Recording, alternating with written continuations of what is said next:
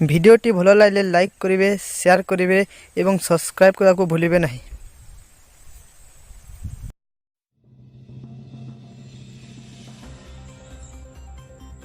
ହାତୀ ଆକ୍ରମଣରେ ବୃଦ୍ଧଙ୍କର ମୃତ୍ୟୁ, ଜଣେ ଆହତ।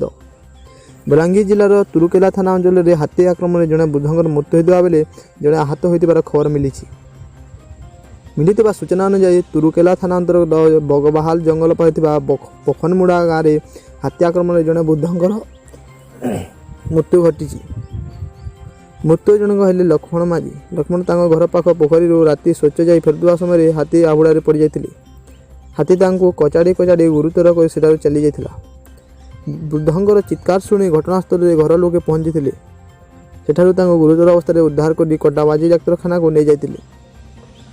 ହେଲେ ଡାକ୍ତର ଲକ୍ଷ୍ମଣ ମାଝୀଙ୍କୁ ମୃତ ଘୋଷଣା କରିଥିଲେ।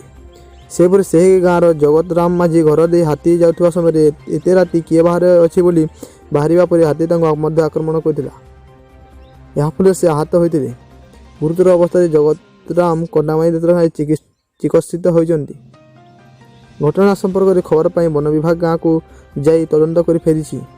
ନିୟମ ମୁତାବକ ଯାହା କ୍ଷତିପୂରଣ ଦେବା କଥା ଦିଆଯିବ ଏବଂ ହାତୀଙ୍କୁ ଘଉଡ଼ାଇବାର ଚେଷ୍ଟା ଜାରି ରହିଥିବା ବନ ବିଭାଗ ପକ୍ଷରୁ ସୂଚନା ଦିଆଯାଇଛି।